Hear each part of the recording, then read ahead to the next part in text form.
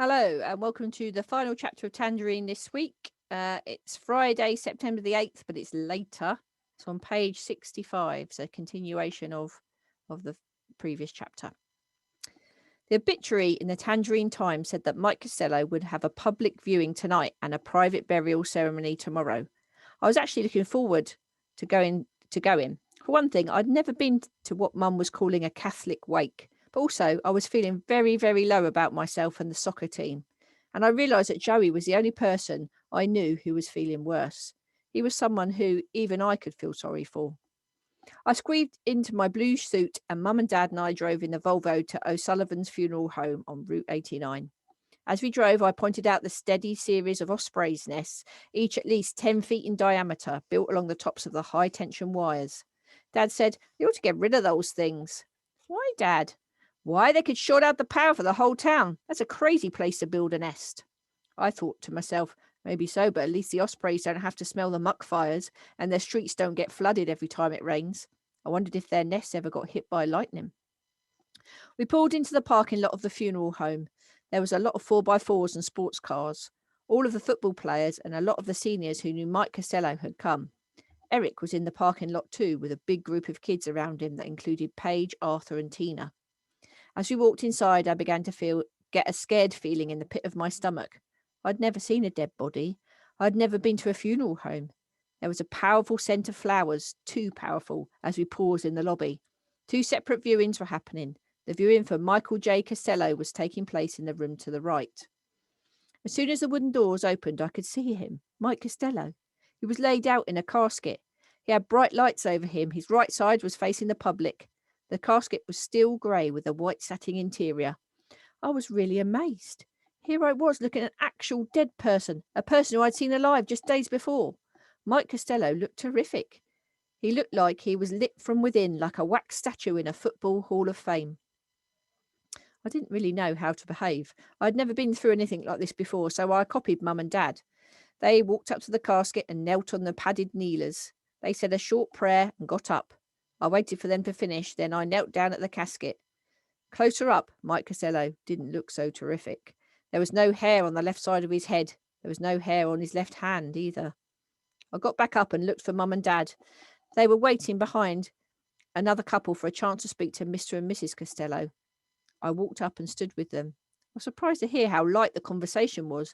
They weren't even talking about Mike. They were talking about the lake at our development and about what might be happening to the koi. I looked around for Joey, but I couldn't see him. I saw football players and cheerleaders and student council types spread out all over the room.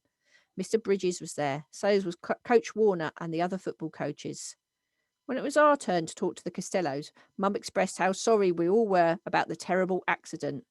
I just muttered, "I'm sorry," and shook hands with them. Mrs. Costello said, "Joey will be glad to see you.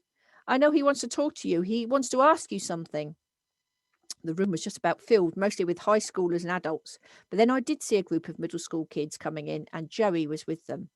A girl from my math class named Cara Clifton, gave him a big hug right in front of everybody. In fact, she kind of hung on him. Then she and the rest of the middle school kids went over and found seats. Everybody in the room seemed to be sitting down. Joey was alone for a minute, so I went over and said, "How's it going?" "Hey, Fisher, it's going. What's happened at soccer practice?" "I don't know. I got kicked off the team." "Yeah, right." No kidding. I really did. I got kicked off." "No way." "Yeah, way." "Oh, look, the priest's coming in. I got to go sit down, but I want to hear about this. I got to ask you something too." I went over and sat with Mum and Dad. A young priest came in and started saying the rosary with everybody. We didn't know what that was, but we sat there with our heads bowed and said some of the prayers. Then the priest spoke about Mike. He talked about what a good guy he was. What else could you say about Mike? I don't know anybody except Eric and Arthur who wouldn't say that about him. A lot of people in the room were crying, a whole lot of people. After the priest left, some of the kids left too, and some of the adults got up and started to talk again. We stayed in our seats for a while. Mr. Donnelly went back to the casket and knelt there with his eyes tightly closed for a long time. Mum pointed out people from Lake Windsor Downs, a grey and white Tudor, a York with a circular driveway. Paige was talking to a man I recognised from the football practice meeting. He was her father, Arthur Bauer. Arthur Bauer Sr., Mum pointed out Tina Terraton's mum too. She looked like she could be Tina's older sister, very young looking. I recognised a few of the other parents who had come to the meeting in our great room, but I don't know their names. After a few minutes, we walked out into the lobby. That's where I saw Joey again. He had one arm around Cara Clifton, who was crying uncontrollably. He was shaking hands with Coach Warner with his other arm. A couple of guys from the soccer team were there too, a couple of the toe stubbers. They obviously hadn't heard that I was off the team. One of them said, "What's up, Mars?" which I didn't mind at all. That nickname is all I'm ever going to get from Lake Windsor soccer programme. Kerry Gardner came up and put her hand on Cara's shoulder. She looked over at me and said, "Hi." She explained to Cara that their ride was waiting and they had to go. Then she turned back to me and said, "I hear you're a great soccer player." I just stood there, unable to think of anything to reply. Cara let go of Joey, asked Kerry for a tissue, and the two of them left. Joey joined his mother and father near the door, where a line had formed to say goodbye. It must have been a tough thing to stand there and say something to every one of those people, but that's exactly what they did. When Mum and Dad got up there, the Costellos started asking them about the meeting in our great room, how it had gone and who had said what. Joey picked up our conversation where it had left off. "So how'd you get kicked off the soccer team? I thought you were on the bus." "I was on the bus. At least I thought I was." "Walaski kicked you off?" "Yeah, I don't know, sort of. Monroe sent him the memo saying that I'm a handicapped person in a handicap program, a program for the visually impaired. He freaked. He said he'd lose his insurance policy or something." Joey was shaking his head. "Oh, man, that's cold. Maybe my dad can file a lawsuit for you or something." "Is that right?" "Yeah, he's a lawyer. He can file a lawsuit. It's got to be against your civil rights. Your parents are paying taxes so you can go to that school, right?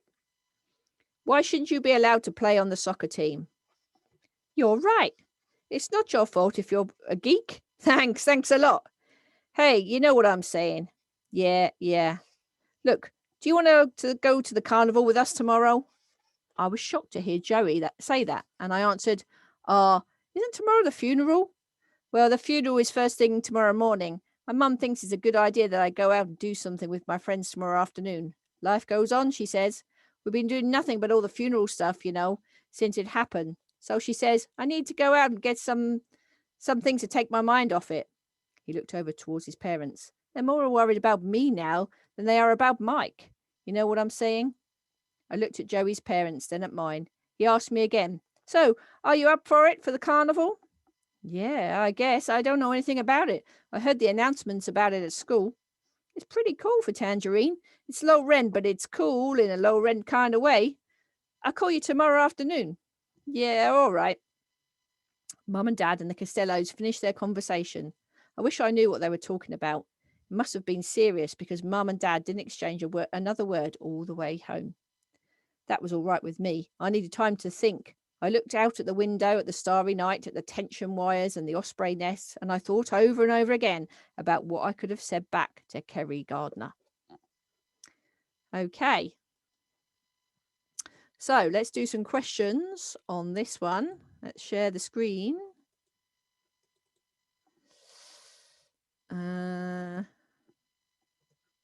Okay. So number one, in America, they often have open caskets or coffins, what we call coffins at funerals. What do you think of this? Number two, what does Joey suggest his dad could do about Paul not being able to play on the team? And number three, why do you think Paul couldn't talk to Kerry? Okay, if you pause the video and think of some answers, and we'll talk about them in a minute. Okay, in America, they often have open caskets at funerals. What do you think of this? Well, I don't know about you, but I don't really like thinking about seeing a dead body. We don't normally have that in this country. You can go and see a dead body if you want, but you don't normally have it open at the funeral. So it's a bit of a strange thing, isn't it? And Paul had said in it that he didn't look himself. He looked like a waxwork. So it's a bit of a funny thing. Number two, what does Joey suggest his dad could do to about Paul not being able to play on the team? Well, he said his dad was a lawyer and he might be able to file a lawsuit because he didn't think it was fair. So that's something that could happen. And number three, why do you think Paul couldn't talk to Kerry? Well, I think he likes her. I think he got very embarrassed and didn't know what to say. So we'll see how that progresses. So there you go. So that's Tangerine for this week. And we'll do some more next week, or I think it might be half term next week, but we'll do some for the week after. Okay, see you then. Bye.